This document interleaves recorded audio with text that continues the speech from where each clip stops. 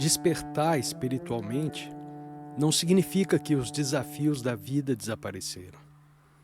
Eles continuam a surgir. A diferença essencial, e é uma diferença imensa, é que você deixa de transformar esses desafios inconscientemente em infelicidade.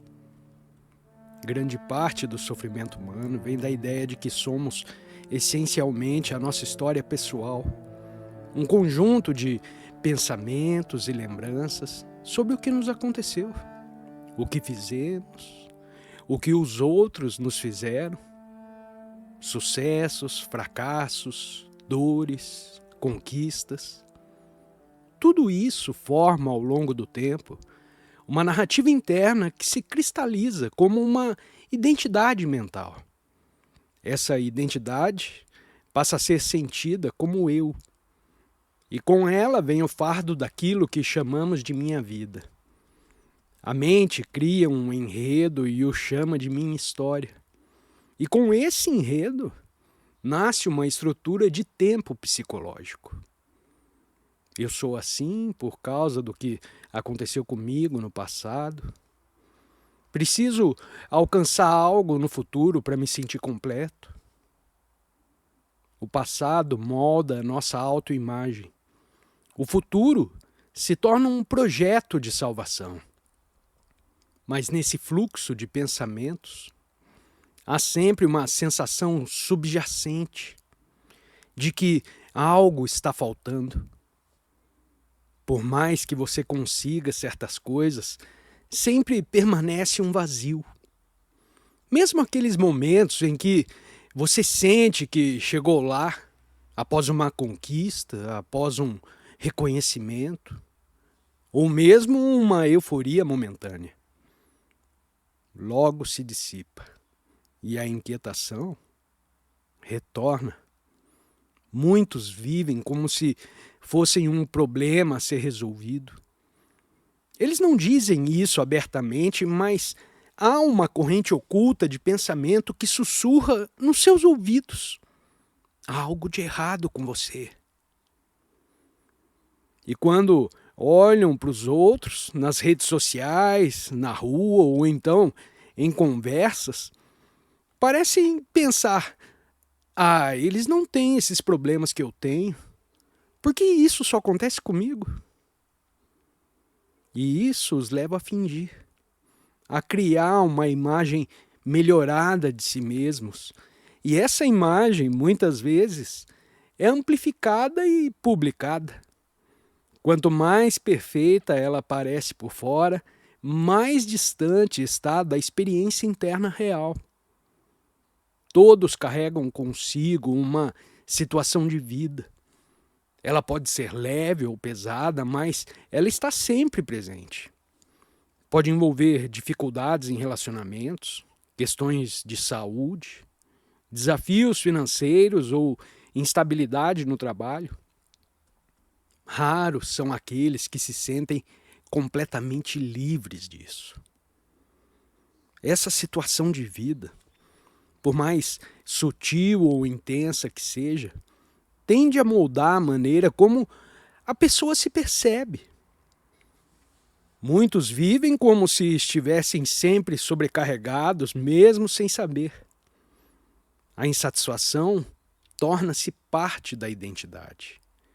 E inconscientemente começam a acreditar que são, de alguma forma, defeituosos, incompletos, errados. O tempo inteiro parece haver algo a ser consertado. Observamos os outros e, ao compará-los com a nossa situação, sentimos que falta algo em nós.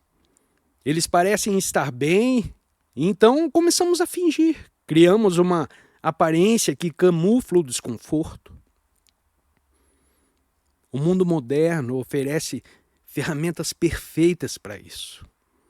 As redes sociais, onde é possível mostrar o que queremos ser e não o que somos. E quanto mais brilhante parece essa imagem projetada, pior nos sentimos por dentro.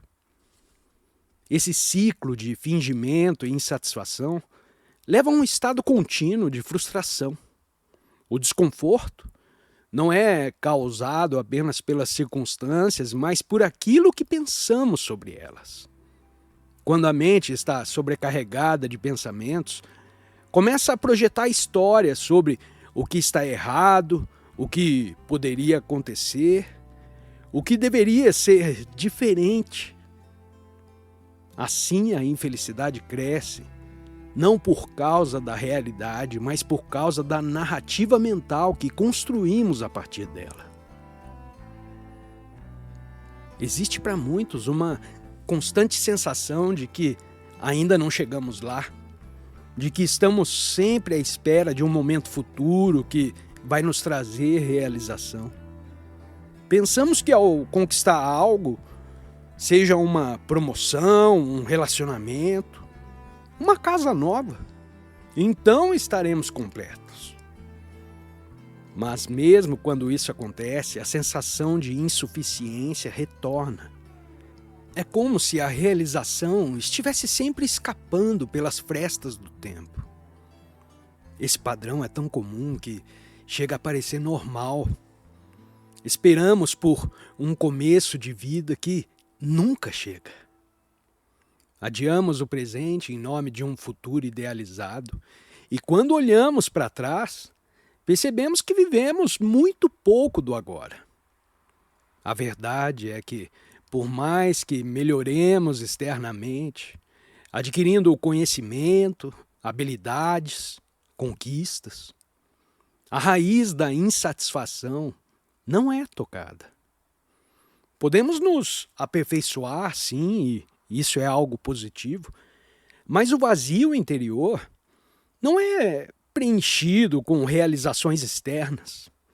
A inquietação vai retornar inevitavelmente. Muitos que ganham na loteria experimentam esse fenômeno, um momento de intensa euforia seguido de maior infelicidade. Isso nos mostra que o problema nunca esteve no que temos ou deixamos de ter, mas na maneira como nos relacionamos com o que somos e com o momento presente. Grande parte da infelicidade humana não vem das circunstâncias, mas dos pensamentos que temos sobre elas. A mente cria cenários, histórias, interpretações, e o corpo reage como se tudo fosse real. Um exemplo comum é a preocupação. Você acorda no meio da noite, tudo está silencioso, seguro, mas a sua mente começa a projetar o que pode dar errado. Ela imagina perdas, fracassos, doenças, rejeições. Seu corpo não distingue a diferença entre esses pensamentos e uma ameaça real. Ele responde com tensão, medo e angústia.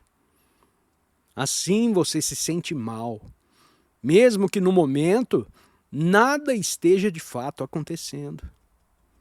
Esse tipo de pensamento disfuncional se repete tanto que passa a compor parte da sua personalidade.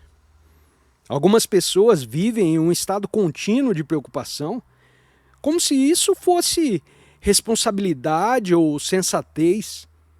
Mas preocupar-se não resolve nada, apenas rouba a sua paz. E mais, alimenta emoções negativas que reforçam os pensamentos de medo e carência, criando então um círculo vicioso. Quando você se identifica com os pensamentos, isso é, quando acredita que eles são quem você é, não há espaço interior, não há clareza. Cada pensamento carrega uma sensação de eu, de identidade. E assim, não há separação entre você e a voz incessante na sua cabeça. Você se torna essa voz.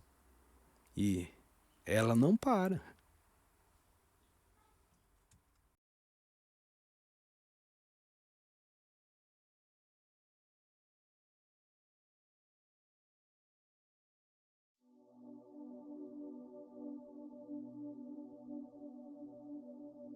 Respirar, algo tão simples, tão automático e ao mesmo tempo tão poderoso.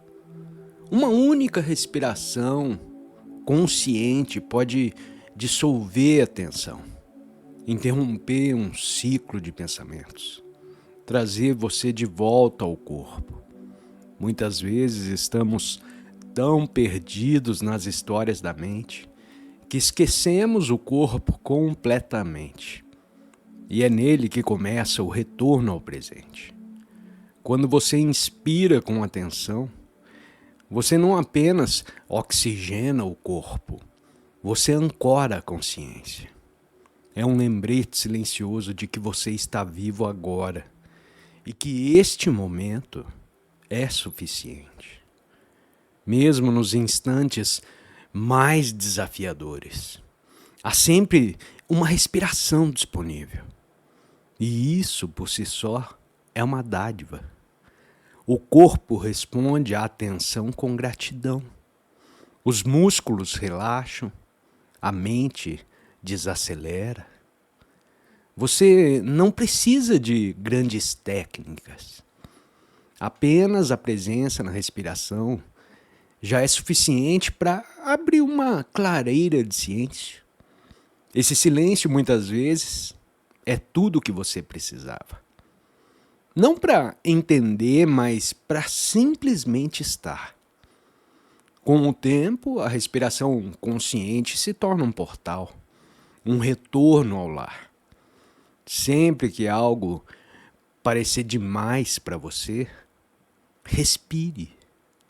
Sempre que estiver confuso, respire. Esse gesto simples não resolve tudo no plano das formas, mas transforma a sua relação com tudo. E muitas vezes, isso já é o suficiente para mudar tudo. O presente está sempre a uma respiração de distância. E ao lembrar disso, você começa a viver com mais leveza, com mais conexão, mais paz. Não porque tudo esteja perfeito à sua volta, mas porque você aprendeu a voltar. E nesse voltar, você descobriu que não havia nada de errado com o agora. Ele só estava esperando a sua presença. Tudo passa. Essa é uma das verdades mais simples e mais difíceis de aceitar. Quando estamos em dor, ansiamos por mudança.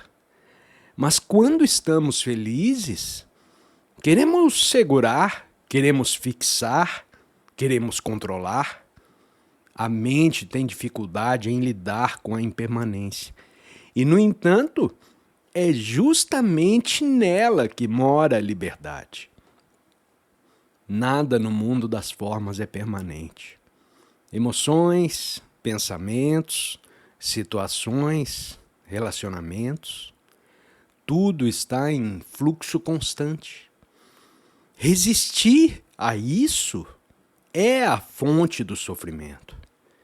Mas ao aceitar a impermanência, você descobre algo surpreendente. Uma presença que não muda, mesmo enquanto tudo muda ao seu redor. Essa presença não depende das circunstâncias. Ela observa a alegria sem se apegar e a tristeza sem se perder.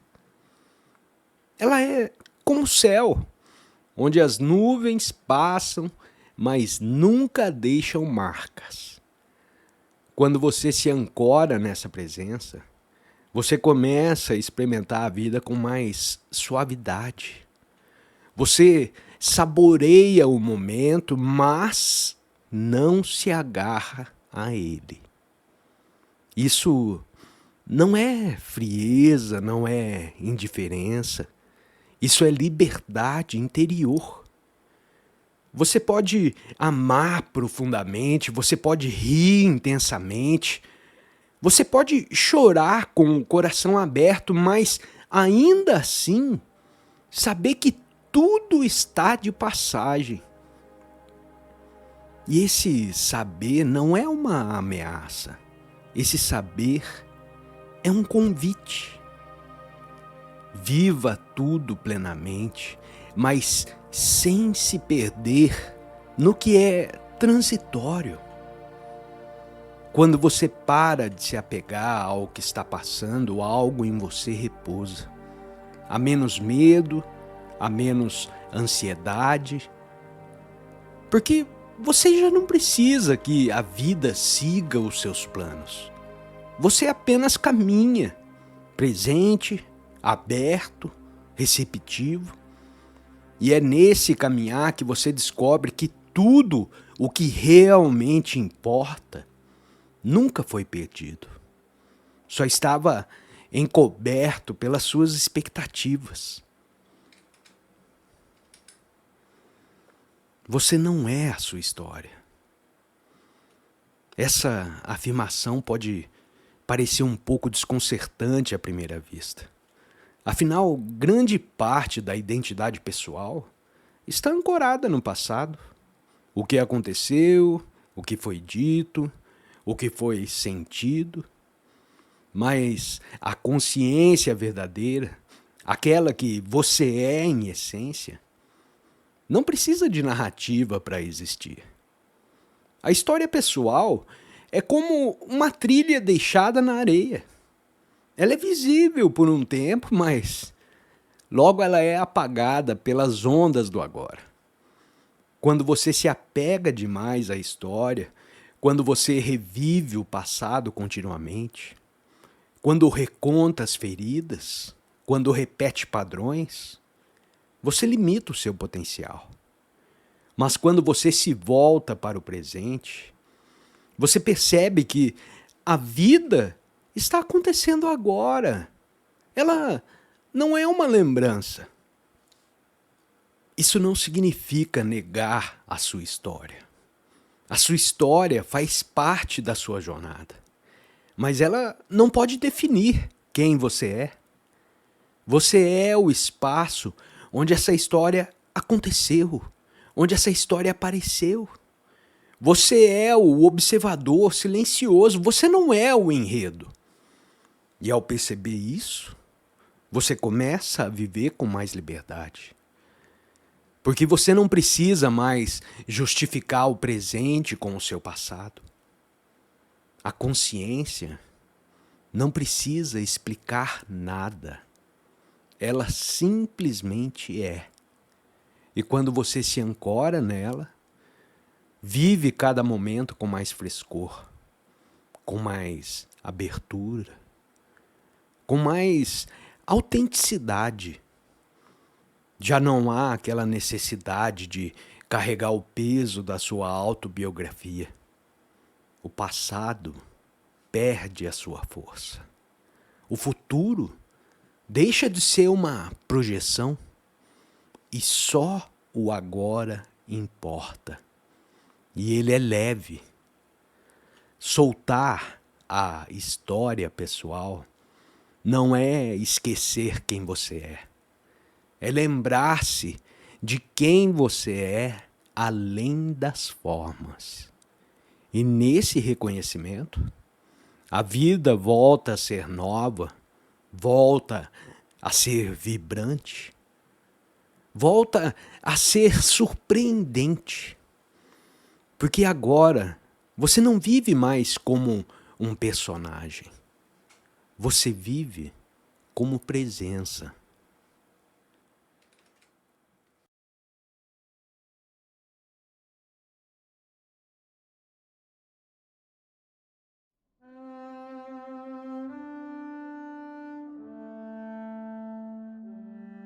Às vezes, você pode perceber que mesmo desejando profundamente amar os seus pais, algo dentro de você bloqueia esse sentimento.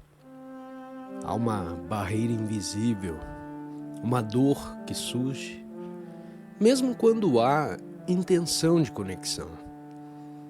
Isso é comum, especialmente quando os encontros com eles ativam partes de você que ainda carregam feridas antigas. Você talvez se prepare para um encontro com seus pais.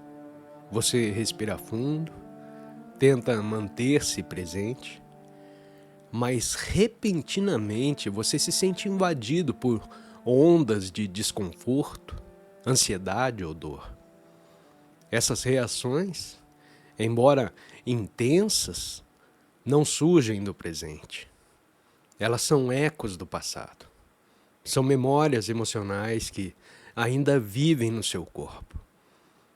E quando você reconhece isso, sem julgamento, algo começa a mudar. Aceitar que essas emoções ainda existem é o primeiro passo. Não lutar contra o que você sente. Não forçar um amor que ainda não se manifestou plenamente. Simplesmente estar ali com honestidade. E é nesse reconhecimento, mesmo quando tudo dentro de você grita por uma fuga, que o processo de cura começa. O amor, que parecia impossível, passa a se tornar acessível. Mas ele nasce primeiro da aceitação do que é. Ao olhar para os seus pais, é fácil ver apenas os comportamentos, as palavras duras, os julgamentos repetidos. E a mente se apega a isso. Ela diz, eles são assim. Mas se você deseja transformar verdadeiramente o relacionamento, você precisa olhar além do que é visível.